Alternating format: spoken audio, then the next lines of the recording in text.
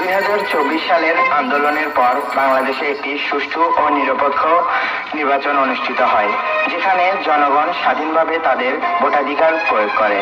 এই নির্বাচনের মাধ্যমে জনগণের প্রত্যাশা অনুযায়ী একটি নতুন সরকার গঠিত হয়।